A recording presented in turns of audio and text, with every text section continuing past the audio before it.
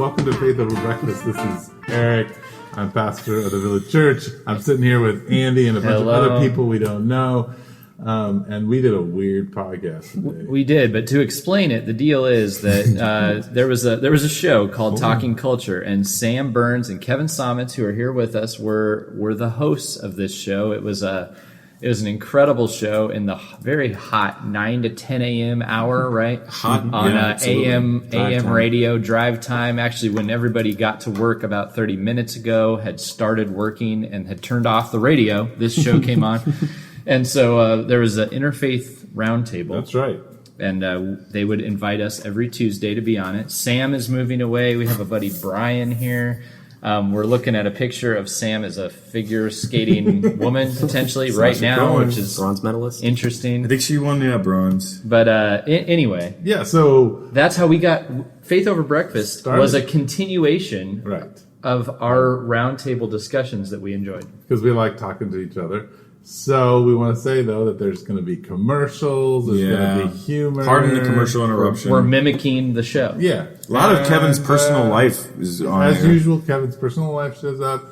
And as usual, Sam's personal life. And as usual, Eric is very sure. And as usual, Andy is arguing without giving a great... Right. Don't give it too much thought, but just put it in there. Yeah. And Bryan came out as a spy. So it's good.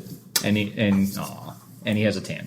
So that's it. Brace yourself. Enjoy it's going to be different. It's going to be a wild ride. So this is a morning show, but we're talking about things that have to do with the nightlife. You're one of those guys that leaves at halftime, aren't you?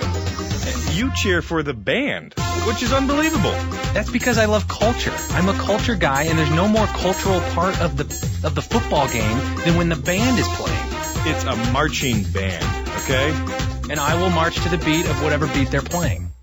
What are we talking about here? We're talking culture. Of course we're talking culture, but it's not just culture. It's deeper than that. But it's also not politics. So what is it? But I'm telling you, hot toddies are the way to go if you're feeling ill. This show is live. It's unscripted. Sometimes we have to hit the red button and dump the last 30 seconds. It's going to happen on this show. You know, that's the drawback. Is sometimes you say things that don't make sense. We've all heard of late night radio, late night television. We're innovating in a new space, late morning radio. It's uplifting. It's insightful. We don't take ourselves too seriously. Now, coming to you live, this is Talking Culture. Here are your hosts, Kevin Sommitz and Sam Burns. Welcome into another edition of Talking Culture, perhaps a final, but you never know with this kind of show. It kind of goes on and never dies. It's great to have you all in today. We've got a jam-packed show. And an all-timer. An all-timer. This one is for the books. It's been a year or so in the making, year and a couple months in the making. But we've curated the finest of news stories. We've gathered the greatest of guests, and we've put together quite the jam-packed show for everyone today. And it's going to be a lot of fun. Kevin, how are you doing? Yeah, doing really well, thank you. It's great. It's been, I think, 17 months since we've been on the air, 16 months, something like that. And in that time period, you've done things like birth a child. I didn't birth it not myself, yourself. but I did deliver the child. Right. Deliver, well, you did in your car. Yeah, so the baby, everyone knew, towards the end of the last round of Talking Culture that my wife was pregnant. Right. Can you imagine if you were a Talking Culture listener and you never knew, hey, did the baby make it? Or, you were on, kind of a suspended disbelief of... Around midnight, she started having some serious contractions. Well, and correct me if I'm wrong, but your wife felt like she didn't want to wake you up because she didn't want to bother you. Your 9-month pregnant wife felt like you might be a little put out. It was the middle of the night, and we were all wondering, is this really going to happen, or is this just the precursors of a long process? Turns out it was really happening, and around 3 a.m. or so, she woke up, didn't wake me up, and she washed the bathtub for herself so she could draw herself a bath between contractions that she was having. Was she planning on having it? You guys weren't planning on home birth? No, wasn't hoping to have it in the bathtub, but having a nice warm bath can sort of alleviate a lot of pressure for women going through that. On the uterus, yeah. On the general body systems. Okay. The whole... The general bodies. That is the voice of Eric Cepin, who is 46 years old. I am 46 years old. He's birthed a few kids himself. Right? Kids myself. All by myself, too. Yeah, so, when we used to do Talking Culture, Ed Alexander would send me the news at like 5 in the morning that he'd been up since 2 in the morning curating. And then that would actually give us a lot of little lead-ins for the show. Should I just finish how the baby was born? No, thank you. Just leave that for next year. No, yeah, I'm sorry. So I'll just keep it brief. So that. we get through that whole process, wake up, 6 a.m., make some coffee. I fully am engaged. We had this little stress ball thing that she liked to rub in her back throughout the night. So then we start rushing to the hospital because she starts going through these major contractions really fast. It's crazy. We're like, I got to get her in the car. She doesn't even want to get in the car at that point. Finally get her in the car. She's pushing all the way to the hospital. Put a couple pads down on the passenger seat. Pull into the hospital. I tell her I got to go inside to get some help. I go in to get the help. Come back out. The help wasn't coming with me. They said they would send him out eventually. Open the door. And she had been using the door for leverage for her leg for these massive pushes. So when the door was gone, she's like, pushing? I need the door for leverage. So I said, okay, I'll just hold your leg. So I hold her leg to give her that leverage point. And on the next big push, Selah's head popped out. And fortunately, I had seen some videos or I would have been freaking out because at first, only the head comes out and it's not breathing. And it's just this head. And then there's like a couple more minutes of waiting for the next push. And then the whole baby came out. And so that's how it was for a few minutes. And then, so the next push, then the whole baby comes out, all of Selah. Pick her up. She lands on kind of the lip of the passenger seat, and I'm able to catch her. And before she had actually come out, we sanitized our hands with some swabs. I heard about the hand sanitizer. Yeah, there was some swabs in the first aid kit in the car. No, you also had some liquid sanitizer, I understand, that you poured on yourself. No, I only had That's the way wipes. I've been picturing it in my mind for No, they were year. wipes. Oh, wow. Like to clean Like a baby wound in a wipes. car accident. So this is a serious birth, like in the car. Yeah, this The happened. baby came out in the car. Unbelievable. Yeah. Think about people. We know some people who, 30 hours of labor, nothing. Can't get it done. Got to go with the C-section. And yours just pops out in the Honda CR-V, which I think would be... HRV. HRV, right. I mean, seriously, you could contact them and talk about, like, the HRV good for, prenatal, postnatal, whatever. Well, the most miraculous thing of it all, second to the life of Selah coming forward, was I came back out about an hour later with some gloves and some wipes to clean the car. Right. Because we figured we had this massive mess that had been sitting out in the 100-degree temperatures in the sun. The placenta came out in the hospital. Oh, that's good. That's one of the other crazy things. Alex walked out of the car with the cord still attached. And the baby? Maneuvered with the baby into a bed. It's unbelievable. So I come back out with the wipes ready to clean the zone and open it up. Nothing. No mess. Everything somehow had been captured into the chucks, the pads, and were scooped up and taken out with the nurses when they initially pulled some stuff out. All I had to do was I just wound up dusting the dashboard. Man, Now that's like a clean birth. Wow. Yeah, nice and tidy. That's amazing. Yeah. Now she's 1 year old and what, 3 months? She's 14 months. 14 months. And 1 and 2 months. Yeah.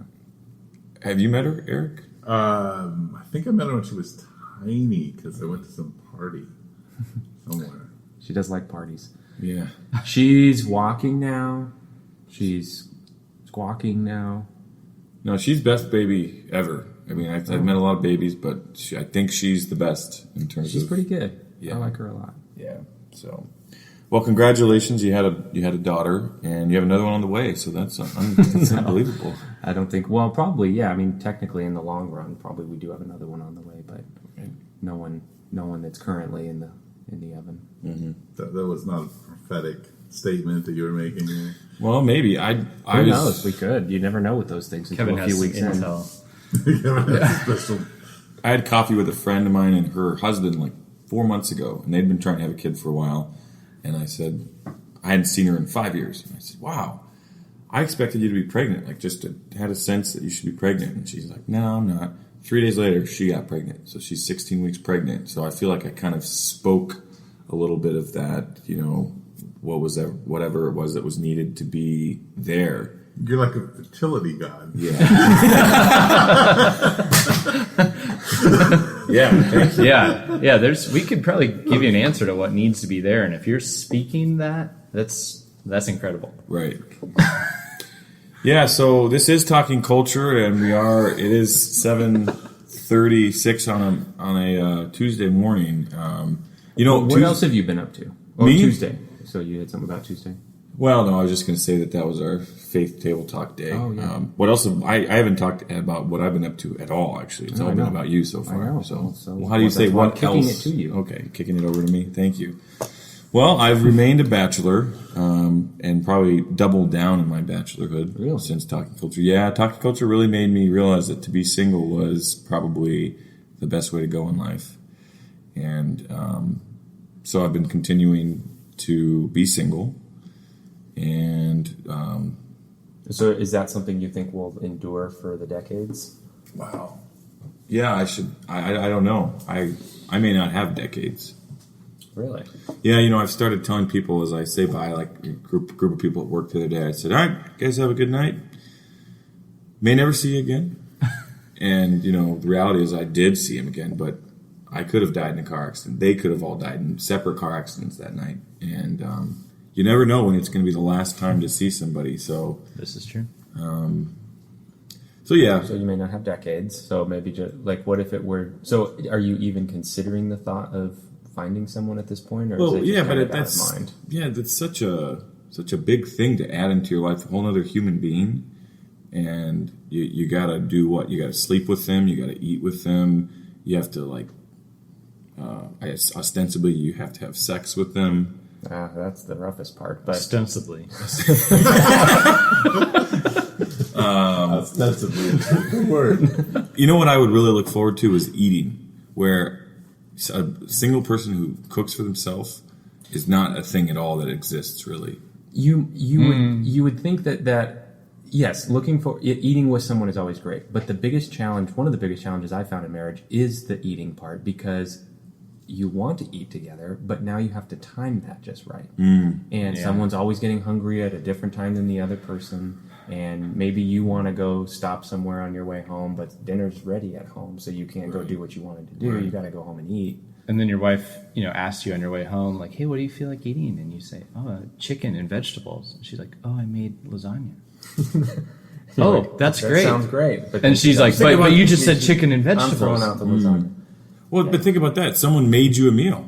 Yeah, you get the joy of making someone else a meal. It's a huge blessing. And then when you get a kid, then they make you, eat around their schedule. Right.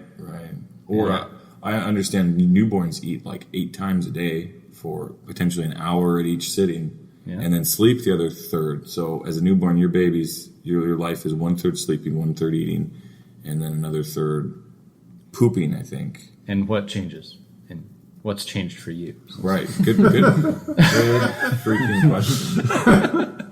Yeah, so anyway, this is maybe one of the worst Talking Culture opens ever.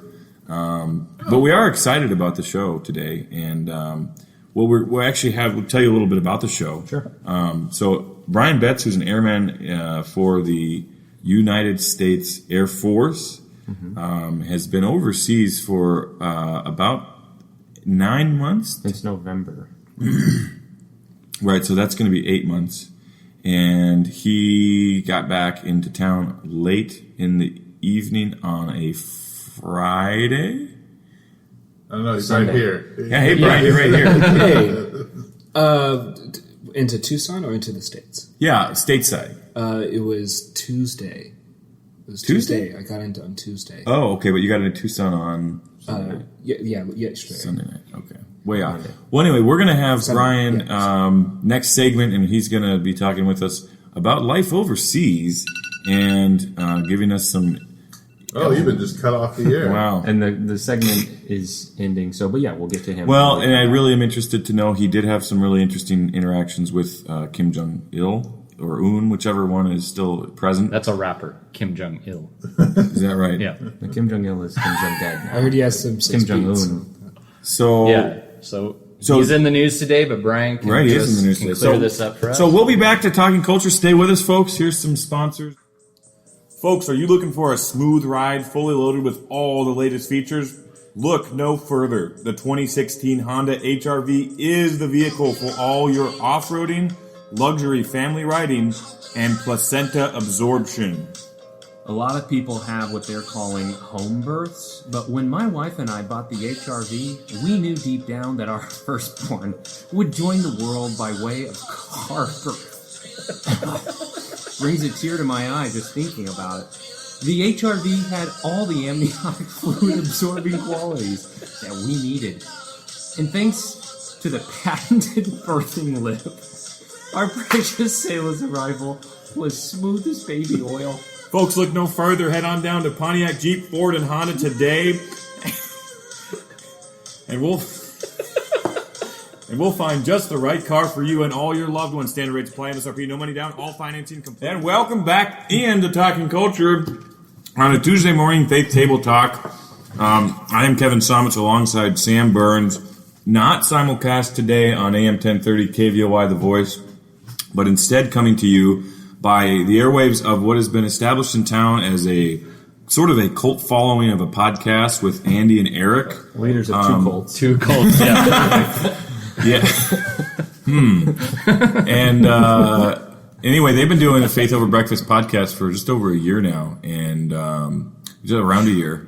Yeah, 53rd episode today? This is our 53rd episode. Wow, so this is year one, and yeah. But anyway, so they were kind enough to let us have their platform for the morning, and God was kind enough to bring Bryan Betz's parents together one night and have them create him in a Honda. Bryan, where were you born? Were you a home birth, like car a birth? bicycle birth? Do you recall? Was there a doula involved? I'm not sure how they consummated, but I was born at Hoag Hospital in Newport Beach, California. Whoa. 1991. Hoag Hospital? Hoag. Hoag. H-O-A-G. Wow. Okay. Well, anyway, so I am alongside Sam Burns. He's along for the ride. I know you always used to hate when I say, or no, on hand. Sam Burns on hand, like a dish rag or something. Got a Sam Burns on hand? Yeah. And, but it's good to fill some space. But our featured guest, Bryan Betz. Bryan, you're in the U.S. military, and obviously you can't speak to a lot of what that means. But you can speak to some of what it means. And we are really seriously interested. You've been in South Korea, rather close to the 38th parallel there, where the North Koreans and South Koreans have been doing some kind of, I don't know if the word battle would be the right word, but anyway, you've been on tour there, and you're just back in the States. If you can just, I'd like to hear what it was like that first couple weeks, the culture shock, getting over there, realizing, you know what I'm doing. He works with A-10s, so he's an A-10 crew chief, and getting over there and doing the same job basically, but now you're, 4,000 or 5,000 miles away. Talk to us about a little bit of that culture shock that you probably underwent. Yeah, I arrived early November, and I went at the same time as one of my friends who I went to tech school with, so went through training, went to the same base, and then now we're here in the same in the same country. He's going to leave. I'm in Korea for 2 years, and he's only in for 1, so that'll be the first time that we're separated. But he and I kind of forced ourselves into kind of the culture a lot. Like I took a bus to Seoul, and I forced myself to navigate without any sort of like help, just trying to memorize the subway stations and which now... Do the signs have English on them, or are they all in Korean characters? It was mostly Korean. There's some English words and everything, but for the most part, it was really hard to navigate at first, just because it's really intimidating just looking at it and seeing a bunch of numbers. The Washington Post has reported that a spy agency has found evidence that new nuclear missiles are being created. Was that why you were memorizing subway systems? Yes. Thank you. So this is Talking Culture, and we're here talking to Bryan Betz about a number of different things. Bryan, you look tanner than I've ever seen you. Yeah, I would like to say like very, and it's a really good look on you. I don't know how you were keeping all the women off of you. Maybe you weren't. If you have that to report. If the picking of the lip right now makes me wonder. Folks, you can't see Roman, but he's picking his lip as if his lip is got places that he knows it shouldn't. To be fair, I'm picking my facial hair that I shouldn't have. And also, this is kind of new too. You didn't have this. Is it at scruff. the itchy stage right now? It's not itchy. It's just like unusual because I know it doesn't look great, but I want to grow it out as much as I can. I think it works because I'm not used to it. But I really feel like that's why God kind of led me to the military is because I don't look good in facial hair, and now it's looking better than it used to. That makes total sense. And now I have to shave every day. I'm really saving the public, or God's saving the public by that way. But so you're memorizing the subway systems and integrating in the culture. Exactly. Right. So I knew that I would have to visit some friends. I have a friend that's teaching English there that I used to work at a camp called Forest Home, and he went to teach English at the same time that I got stationed there, and he's actually going to be doing a different teaching job closer to me, so I'll be seeing him on a Tuesday instead of 5 hours away, which is really nice.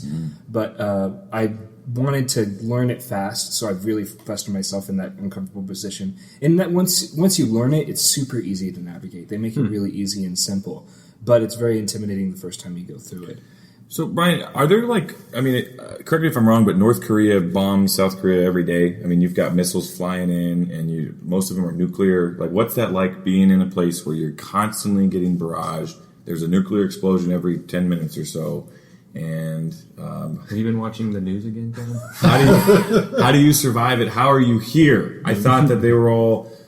I guess I don't have a real conception of world politics. I mean, maybe I'm showing my hand a little bit. No, it's okay. It's a good question. We're on the radio, and nobody can see your hand. I wish people would ask me more often because I have to I defend myself every single day. I have a very specific training regimen. I have 5 push-ups a day, and then I sleep for 10 minutes, and then I cry for 12 minutes, and then I do 5 sit-ups. I have 4.5. I don't really get all the way after that. On the fourth, and then I do a 5-minute run, but it's more like a walk. So and then I start crying again. So I read about this regimen once on Facebook. Did you really? Yeah. The tears are kind of like a nuclear blanket for your face. Yeah, just thinking about it is making me tear up right now. But what was your question? Well, Bryan's, speaking of Facebook, is a great Facebook follow. You have to be one of his 6 favorite people. How many are there? Exclusive list. Well, we shouldn't really say. I think I have 19 friends at the most. You have to learn Hebrew just to find him. Yeah, right. I can never find the guy. Is it in Hebrew? Is your name in it's Hebrew? in Korean. It's in Korean. That makes sense. He's in Korea. He's in Korean. That's it. He just picked some sign in the subway and made that his name. Yeah. No, but seriously, what's one thing that the Koreans do that is just totally different from the way we do it here? Western culture in America have really invaded the South Korean culture. They love K-pop. I think that's one of K-pop's the biggest huge. things. K-pop is Korean pop music. Yeah. It's Very catchy. There's a guy at our church that loves K-pop. yeah. My kids love K-pop. Joey. Really? Oh, Joey Enix? Yeah. Super into K-pop. Okay, but that's a similarity. What's a difference? What's one thing that you'd say, wow, that's we're not doing that in America, and maybe we should, or good thing we don't. A lot of things about the past have really informed the way that they live, and they're. But other than a lot of language barriers and stuff like that, there's more similarities than differences. A lot of food is different. Right. That's really big. The way they sometimes a lot of Korean barbecue, you actually cook it yourself. They bring out raw meat and you put it on the stove. At a restaurant, that's pretty cool. Yeah, most places. Now, when you go to Takamatsu on Right. Speedway, is this anywhere near authentic? I've never been there. Is Takamatsu a Korean place? Well, they have a Korean barbecue area. They do both, yeah. They have both, and they have the tables with the grills, and they bring out the food. But I'm wondering, is this just bogus? No, that's probably very similar. It's Okay. probably the same.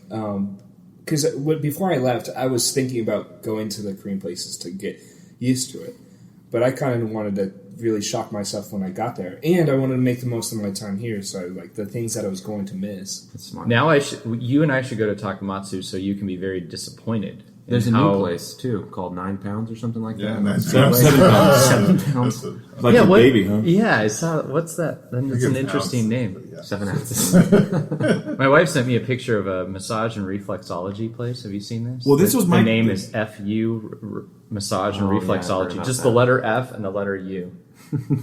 I don't. Anyway. Yeah, that's. Well, I was going to ask Brian. So I understand that there's missiles kind of coming in all the time. Are you constantly getting a pedicure? Like, if you're on like a conveyor belt of pedicures and manicures, so all of your Cultural appendages are sensitivity. taken up. It's the only way I can relax nowadays. Just constant. Well, you should feel the bottom of my feet; they feel very soft. No, I don't get That's a manicures. Oh, manicure. Yeah, I need to get a manicure because I have tendonitis, massaging. and my doctor said that I'm going to have arthritis. What'd you say? You're good at massaging. I am. Thank you. don't I like have a that hand same massage. problem. Yeah, Yeah. Work with my hands. It's, These are strong hands. I'm giving Brian a. Well, as if you need it, you get plenty of free manicures. I don't get manicures. So it's free manicures, it's Pedicures all the nuclear time. missile explosions. Yeah. Have you guys heard of the late despot Kim Jong-il's golf round? His famed. No. He was an average golfer, but obviously whatever he says goes. He shot a 38 under par, 34 on a course, which basically said he got an ace about every other hole, and then occasionally he got like a 2 on a par 4. So a lot of eagles, but 38 under par. Did you see a lot of really good golf while you're there? Was this is it because of the missile work and the precision has leaked into the golf game? That's a really good point. Wow. Heat-seeking golf balls. Like he hits a bomb, and like that's a bomb. Wow, and that's not only a bomb, but it's going right towards the hole. Yeah. What was the question? Well, are you seeing a lot of insanely good golfers, like just unconscious golfers on the street? here's the thing: for those golf games that he partakes in, he's going to mini golf. He's dead. But like he does photo shoots at large golf courses, but he can't hit it more than 5 feet. So he goes to mini golf, and that's where he gets all those stats. But you can't take the photos because then there's the big paper mache dragon behind you and stuff like that. And the windmill, it's always in the way. Yeah, and the pipe that you swing. Exactly. So frustrating. I know. So he's decent at mini golf, and he uses those stats for his big golf game. I see. That makes sense. We are talking culture here with Bryan Betz, airman in the 168th Airborne. Yeah, I constantly fly. And I don't feel like I've actually been very appropriate or fair to Koreans this whole segment. I have Korean friends, and I know way more about this culture than I've let on, and I really respect it. But anything for a laugh, right, Kevin? It's disgusting.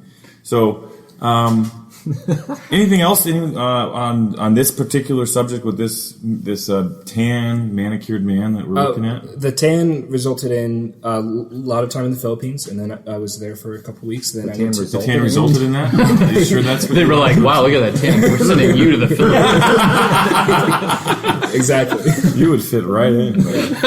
Exactly. No, I think you meant to say that your visit in the Philippines resulted in a So tan. that's Philippine. No. I got a tan, and then they sent me to the Philippines. That's really cool. But yeah, Philippines, then Japan, then Alaska, Japan, then here, and then Korea between Philippines and Japan, and between Japan. A lot of traveling. When you're traveling, are you wearing your blues, not your dress blues, but your jumpsuit or your uniform? No, I do not. Okay. If I'm carrying classified material, then I wear a uniform. But if not, Do you ever carry classified material? no, because they don't trust me. Because I say things like that on the air. On this, the wavelengths of Tucson are going to be shocked. Yeah. Yeah, for sure. So, but do you ever? Has anyone ever given up their seat for you on an airplane because they saw you as a military man? No, but a lot of people have moved away from where I was. I'm sorry to hear that. I'm used to it. Well, anyway, folks, this has been yet another segment of Talking Culture, and when we come back, we are going to dive right in. You know, if you followed the show closely, we had what we called the Interfaith round table discussion pointed out to me by one cult leader, Andy Littleton, or he's not a cult leader. Just a cult following. Just a cult. Yeah, What's a pastor the with a cult following. It wasn't a round table. It was never round. It was a semicircle. We've got a round table here today, folks. This is the first real. Yeah, so it's gonna be a interfaith round table talk when we come back. Stay with us on a Tuesday morning on Talking Culture.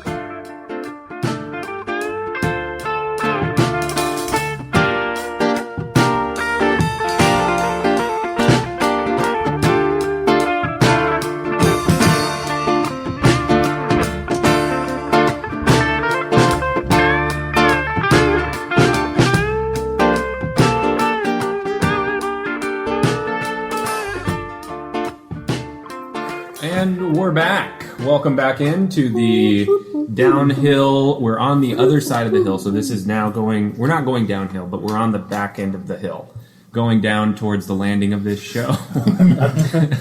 We've got 2 more segments to crank out here. I'm trying to figure out how in the world this show didn't go big. How is this not your career? Come on, Sam. There's a lot of unpacking to do there, but, life called. I think, it was, we just had other opportunities that we wanted to engage in, and I don't think the show ever caught on. It was on AM radio. We had a very, very minor following, I think 10 to 12 regular listeners, and then an expanded 50 people at any given time. It sounds like the podcast.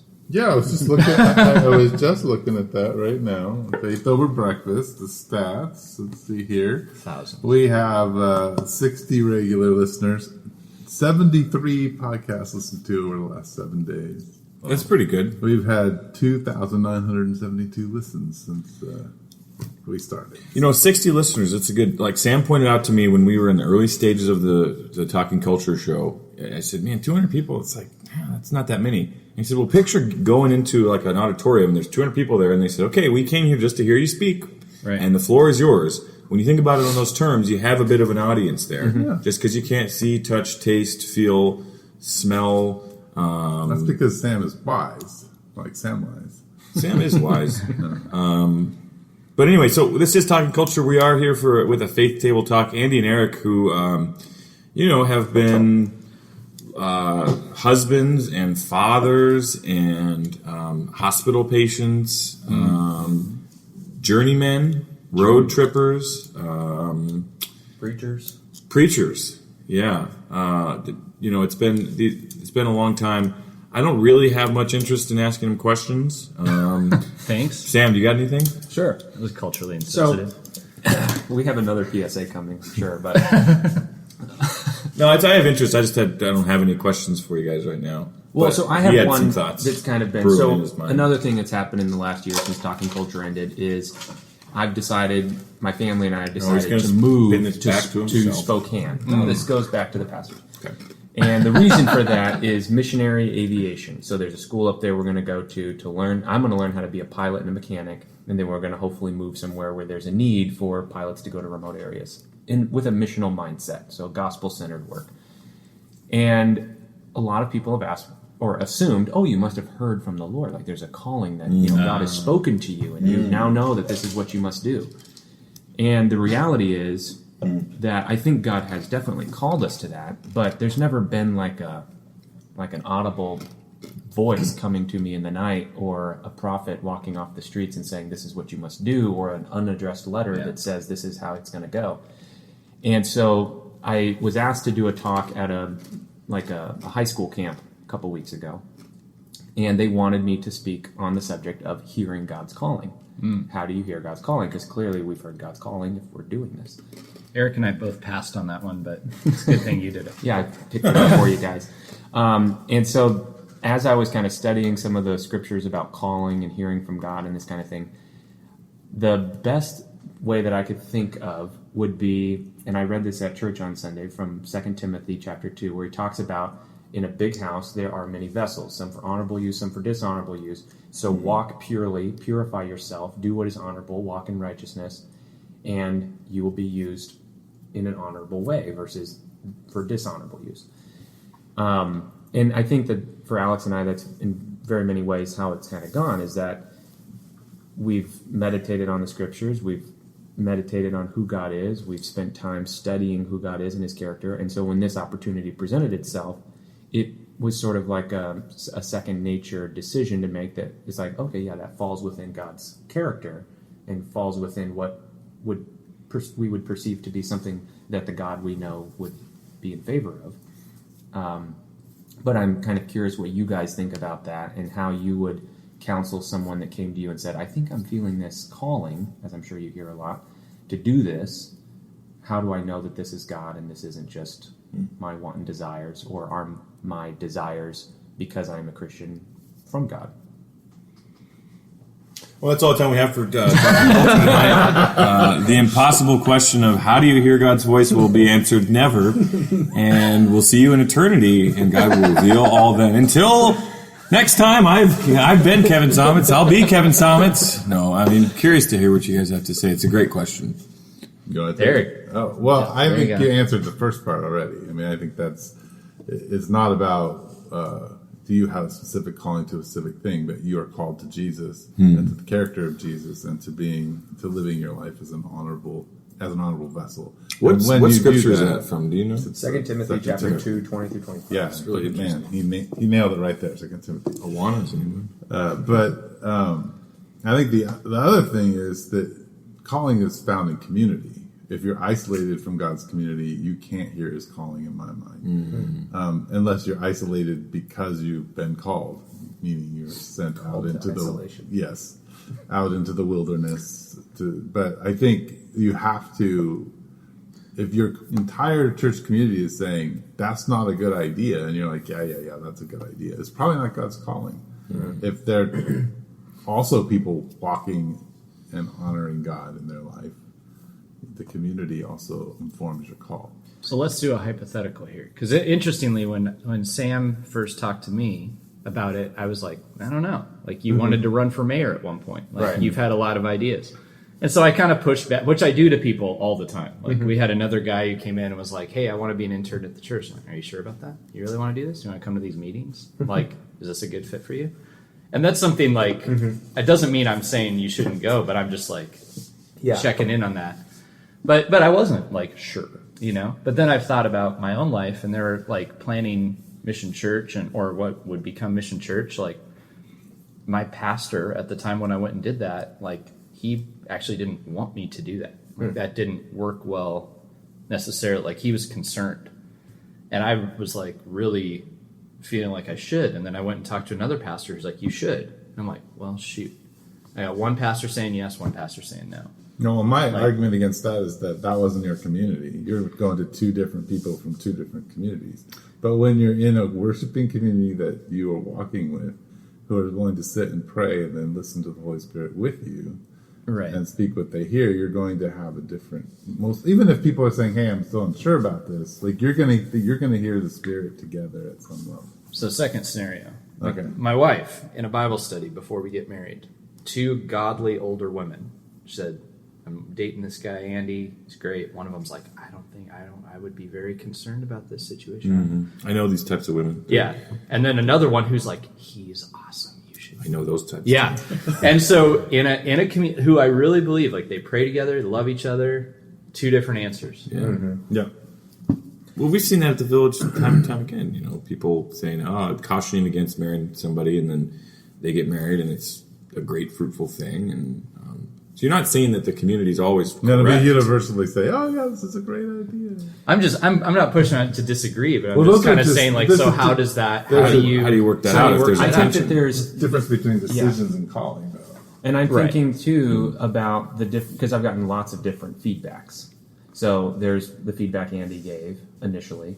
There's been several people that, mostly from people that work in ministry, have given that type of feedback. Interesting. And what my discernment thought has been in that feedback has been probably you guys seeing people on the outside of vocational ministry looking in and thinking, oh, that's where all the good work is, or that's where it's easier, or that's where maybe it's not easier but it's funner, or whatever the thought. It to some and so missionary friends, pastor friends, people that work on that side have kind of cautioned and said, make sure you're not doing this because you're escaping something or because you are hoping it's all the green grass is over here. Right. Yeah. It's really not that way.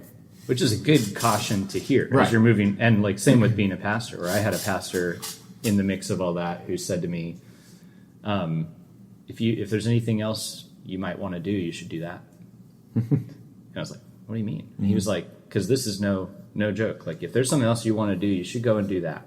And then, but if you can't do anything else, then do this, right? Or something. I don't know. So he's saying explore the opportunities that may be in front of you to just grow yourself, or I think it was a little test from him to say, like, is this just an idea of yours? Like, or is this like an impulse that's coming from God? Like, I must serve him. I must give my life. Because if this is an idea like that you think could be really interesting and there's other ideas you have, then walk away.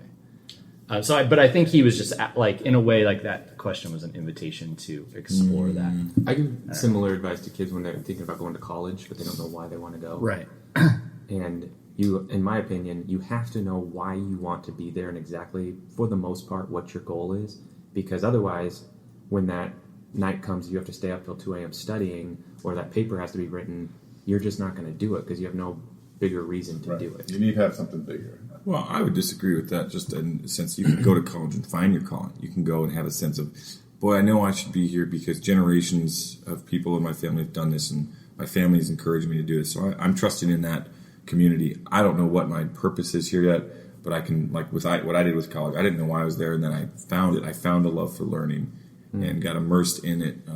But I wouldn't have been successful unless I knew, hey, this is, where I want to be. Important thing. But to go back to what you're saying, I think like Paul, we could take Paul as example. Everybody, his calling was affirmed by the other apostles. Right. But when he's headed to Jerusalem, the entire Ephesus church is like, no, including the prophets who bound him and said, hey, this is what's going to happen to you. Like there was, you can, within your calling, can have people saying, don't do it. Right. And there is, he still made a decision to do what he was going to do because he felt his calling was taking him there. But the community still is going to speak for God. I mean, they prophesied over him and said, hey, this is exactly what's happened. And I do generally agree with that. I've known people, though, that I'm just going to be like the voice of disagreement over. No, you're always a voice of disagreement. I know. subtle voice of disagreement. Which is, anyway.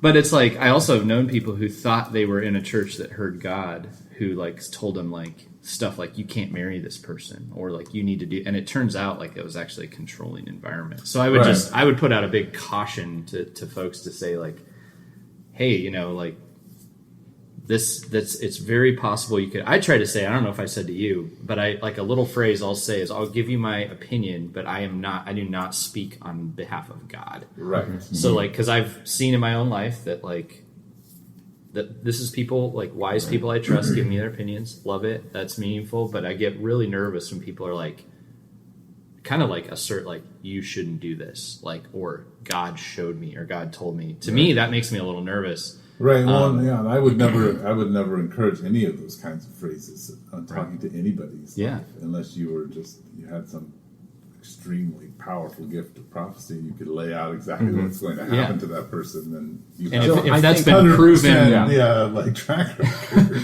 I think to both of your points. So Alex and I have both heard within our close community, people who really know us, wise counsel like what Andy gave of pause and reflect and make sure like this is some of the realities that go with that. And even the guy that told us, I was originally thinking this is like a 2-year deal and we're out in the boonies flying planes, and someone told me, be prepared for this to be an 8 to 10 year endeavor from where you stand right now. That was a year ago, and it's now at least a 5-year endeavor, probably longer.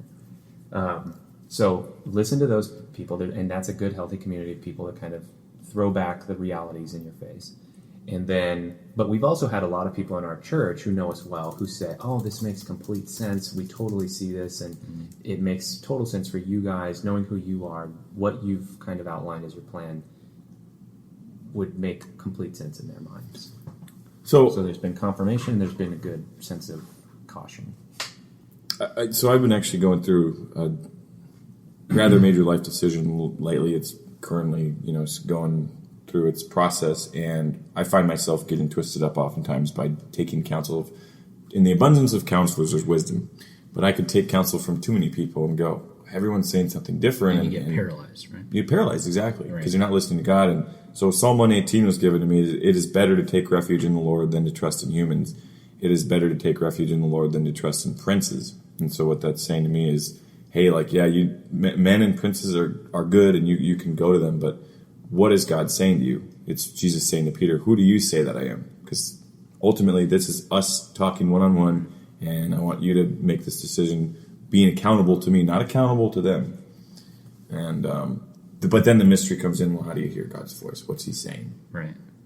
That I don't know. And I would say there's a certain, like, God's voice, in the way I would phrase it would be a recognizable voice in the scriptures. And so a lot of times, like, I'll think through something, like, it's kind of like like a storytelling to myself. Like, there have been times where it's been like, I've come up against something I really felt I should do, but I was afraid of doing it because I didn't want to fail. And I would be wrestling with that kind of question. But then I'd be like, wait, does God call people to do things like, I'd imagine, Moses or something, like, right, into things that are just absolutely foolproof and couldn't fail? Or does He call people to trust in Him? And so if my fear is to fail, but God is, from what I can see in the scriptures, like, calls people to trust in Him, maybe this is my hang up and fear, and I should move forward and trust. So, like, kind of going through, things like that. So I would say one method of discerning is, like, does this voice, or the sense that I have, line up with what I see is happening throughout the history of God's people, the way that God calls people, and which, in Sam and Alex's case, for example, is like, I'm looking at it and I'm saying, yeah, there's some real risks and you should be aware of that. But at the same time, like, I don't see them pursuing this, because it's going to be a quick, awesome thing that, makes them great. And in fact, it's kind of like potentially like going into obscurity, which for Sam, we know is not his primary impulse, right? And so then you go like, wow, maybe God is inviting. What are Sam's primary impulses? Well, not obscurity. Mayor. President, actually. So Maybe mayor would have been the thing that would just be like, I'm awesome, I'm good at this. Everybody look at me and listen to me, and flying planes in the bush. Hey, you're listening to Talking Culture. We got to take a final commercial break here on a Tuesday Faith Table Talk segment. Bryan Betz is in with us as well. So stay with us after this really quick commercial break, and we'll come back in and we'll wrap it up, folks. Thanks for being with us. Are you looking for moderate resistance to every decision you hope to make? Are you struggling to define your life purpose but hoping for a little bit more confusion? Look no further than Pastor Andy. In just 5 minutes, he'll take you from somewhat sure of your plan to utter disarray in your thought life. His intuitive process will bring you on the brink of despair before bringing you back to being more sure than ever that leaving your town is the best bet for you. When heaven's on hold, make a call to Andy. And welcome back into the final segment of Talking Culture for maybe some great amount of time. I am Kevin Sommitz here alongside Sam Burns, Andy Littleton, Eric Cepin, Bryan Betz, all on hand today. And we've been making the most of their hands. They've been giving us a hand. I got to hand it to them. My hand's off to you. And you've been showing your hand. My hand's off to you. My hand's off to you. So, speaking of hands, whose hands grew like significantly from their like 20s to their, well, what are you, in your 40s? Mm-hmm. 46, he said. Shaquille O'Neal? No, you, like, so, my hand, I want to get bigger, fatter appendages. I want to have that real big man hand. So when you take the hand of a child or a woman, they know they're contending with something that's really serious. So eat more. Just eat more? Yeah. Is there other hand exercises I can do? Finger Botox or something you could get. No, if you want to get big fat man hands, you eat more and just always hold your hands straight down to your sides at all times. Like, yeah. Do you guys ever do this thing where you feel like you can feel the blood pulsing back and forth? We're on the radio, so nobody knows. So you take, folks, if you're listening at home, especially if you're driving, take your fingers, put your palms face down and fingers back, and just gently rock back and forth. You can feel the blood flowing through. That way, they'll know that you're really someone to contend with, if you do that in the world. But we are talking culture here, and we just have a little bit of time left on a Tuesday morning. We were getting into some really interesting theological discussions, decision-making, and the will of God. You can read Sam's new autobiography next week. It's going to be out. How I piloted my own life. Jesus was my co-pilot. The road to narcissism and back. Right. Jesus was more like a flight attendant for me. It says, you should read it. It's gripping stuff, folks. If you want to kind of conform your pattern to the world and to your own thoughts. And there's a foreword by Airman Bryan Betz. Yeah. We do have Airman Bryan Betz always here. flying. Brian, thank you for your service to our country. I know I've said it before, but really, your sacrifice is what makes all this possible. So Cool. Can we swear on this podcast? Really rather not. No. Okay. It's faith over breakfast. You got to get that beep button. Yeah. We don't have a beep button. You could swear and I could beep at the same time. So Eric, unpack this a little bit for me. I was talking about a decision. Hey, should I do this? Should I do that? Take a new job. For me, in this case, it's, hey, should I take this new job teaching fourth grade at a charter school here in town and decide basically today whether I want to do that. Make a lot less money for a lot more work, but maybe it's the thing that I should do. And you said, well, where's Jesus going? Or what is he doing with you now? And what would he do then? So what I'm going to do here is I'm going to actually... From a school board perspective, I would like to hear about this. Yeah, from a school board perspective. I'm not gonna have the strength to make this decision. I'm gonna give you. They sent me the offer letter. You just either sign it or decline it, and let me know by the end of the day, and I'll be good with whatever way it goes. Wow. Village Church really is a cult. Yeah. I don't think I could accept Beyond a cult following at this point. I seed ultimate power. That could be our next commercial. Please don't. No, I don't Want do someone that. to control your life? We can Pastor go down Eric that Seeker. road. You just do the No, direct I don't. deposits The last for part's church a joke, but seriously, I mean, I'm under the gun here, and my sense from my father, who I respect a lot, and I think it's wisdom, is if someone says, "Hey, I need an answer now," and if you haven't had peace and time to think about it one way or another, then the answer is usually no. Stay with the status quo. Unless you can push me off that status quo. And this has been about a 36 to 48 hour timetable for me, where I'm like, okay, wow, big decision. It would be to let's fully explain what this would mean too. To run a fourth grade classroom, Right, for self-contained classroom, It reading, starts in a writing, week. math, history, science. Wow. I'm teaching all the subjects to all the students all day, every day. How many students? Probably 26. Okay. Yeah, That's a lot of good students. That's a good sized class. yeah, 9 and 10-year-olds. Well, okay, let's just ask this question. Yeah. Here at this present job that you're at, what is God doing, and how is he, what, if you were to stay at it, what would you be called to at it? Yeah, I think it's a deepening of my relationships with coworkers is what I see here. Yeah, I'm touching the community in their end of life process, but it's really, I have an opportunity to just love the people around me. And that's kind of what I heard God saying yesterday at work, is he's like, hey, we're okay. Just, I need you to love people around you, whether you go teach them, whether you stay here. So my purpose here, I sense, would be to continue to walk into relationship with people. Let me throw something out to you. So if teaching is something you really want to do, Yeah. I mean, you could talk. I know I have several teaching friends. Mm-hmm. They went to college, for teaching degrees, and they would say that it's incredibly challenging, very rewarding. Right. It takes a lot of work, and probably wouldn't recommend gearing up for it in a week. Right. So if that's really the path you want to go, then maybe you tell the guy, look, I want to join that staff. I want to give teaching a run for it, but you give it a year to prep and prepare and talk to teachers, develop lesson plans, think through how you would actually convey this information, and then come at it from more of a position of, I think you would teach the kids a much better class if you had some time to actually prepare your notes and your thoughts about how you would deliver it. And it would also be a year for you to commit to doing that too. Right. Figure it out if I want to. Now, what's the short on-ramp all about? Is it because they are short a teacher? These Good kids question. don't have a teacher? Yeah. So they're expanding like crazy.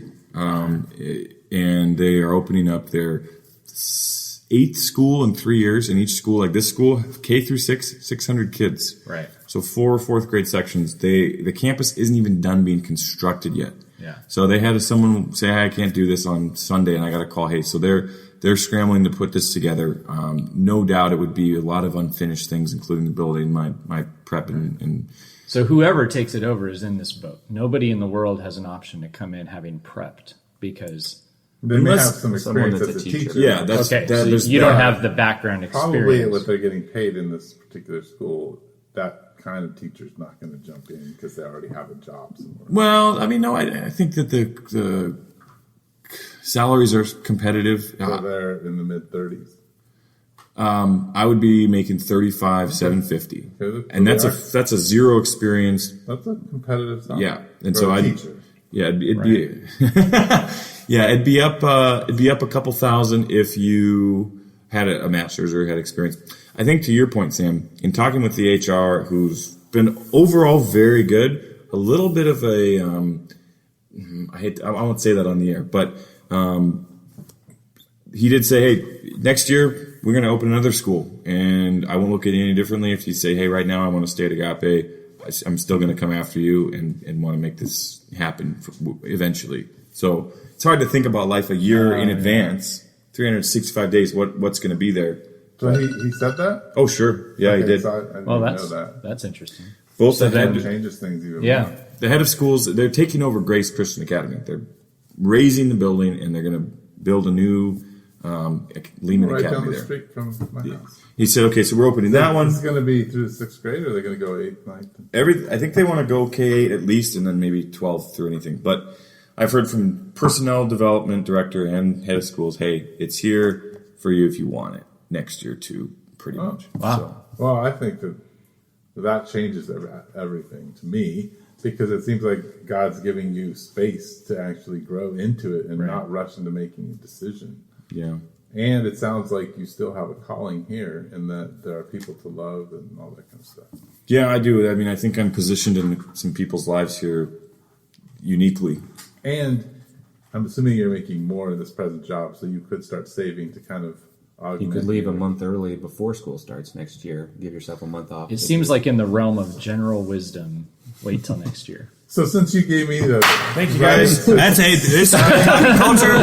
I got everything figured out. I am good to go. No, but man. aren't I signing it? So I think no. I just signed. I'm gonna do it for you. There you go. Let's start. And we are a cult at the village, so Om Nashe Me'am. Well, the you cult know- leader you know obviously how many wants you in times your I've been higher paying accused job. of that. Right. He's like, our Yeah, why would giving's I down. be saying? In fact, I would be saying not only no now, but no forever, and you need to start getting more money at your present job. That would be the cult leader. you And would do Eric's like one car of those choices move from 2,000 to more like 3 to 5. $500 cars to $800 cars. That's what we're going. Healthy cult.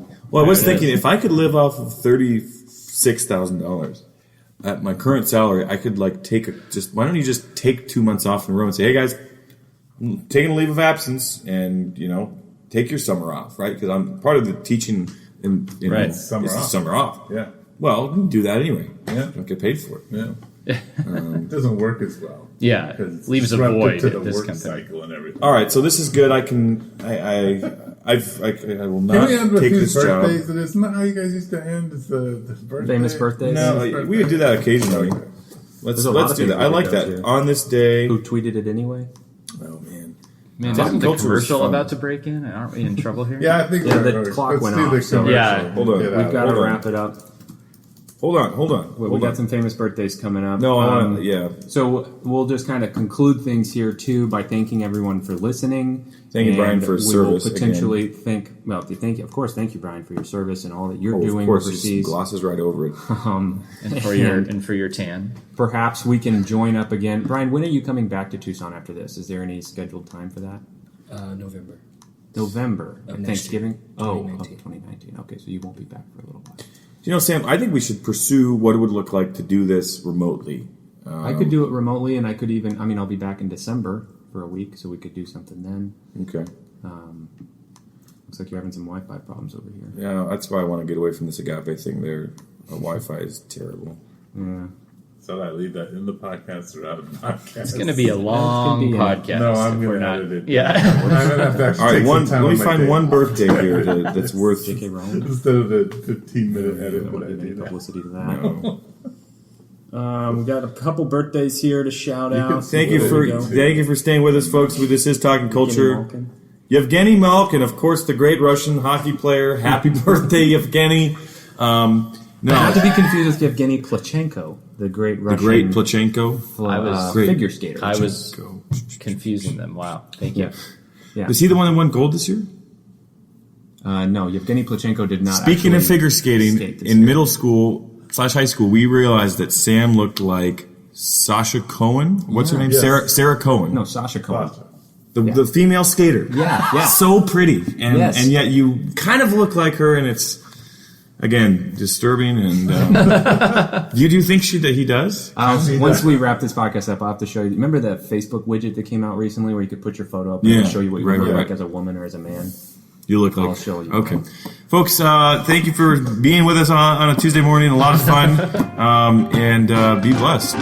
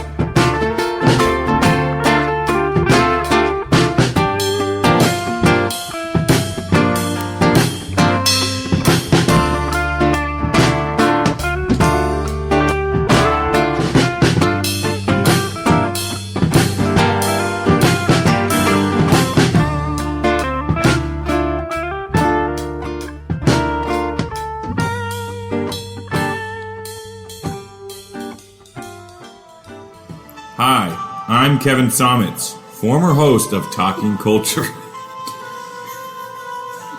I recently, about 10 minutes ago, found myself caught up in a conversation where I felt like culturally insensitive comments were not only justifiable, but my only escape.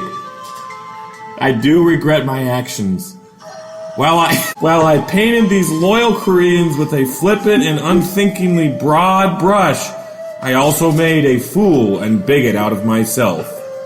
It's never okay to generalize people groups. Take it from me, folks. I'm Kevin Sommitz. This is a public service announcement brought to you by the Commission for a Better Kevin and the Ads Council.